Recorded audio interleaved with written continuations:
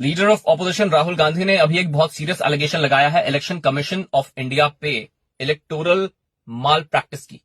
अब एक बात बताओ, उन्होंने जो आपको पीपीटी दिखाई, क्या उस पीपीटी में जो डॉक्यूमेंट मेंशन किया गया था, उस डॉक्यूमेंट के ऊपर कोई डिपार्टमेंट का नाम लिखा था?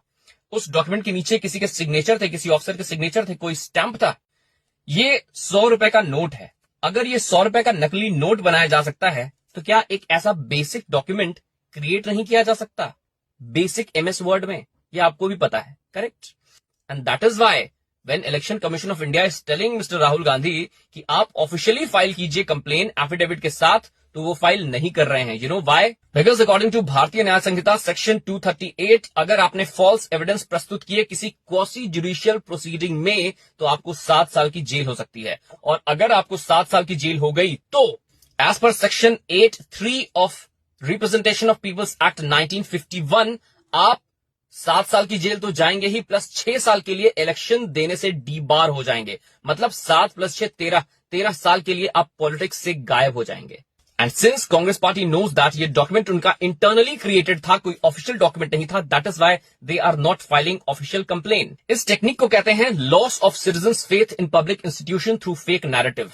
ये टेक्निक मेंशन्ड है हिलाल मैगजीन की जून एडिशन ऑफ 2018 में, जो कि लेफ्टिनेंट जनरल तारिक खान ने लिखा था with the name psychological warfare.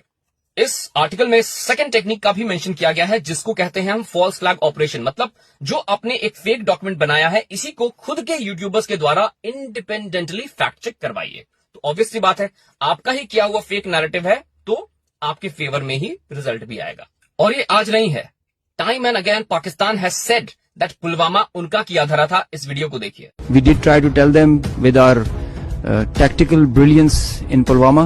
Now Pakistan is exposed that he was behind Pulwama, but Rahul Gandhi still chose to hold Indian government accountable for that. And the reasons are multiple: Ladli Behna, Pulwama.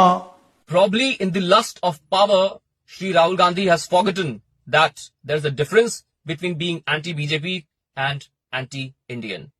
Jai Hind.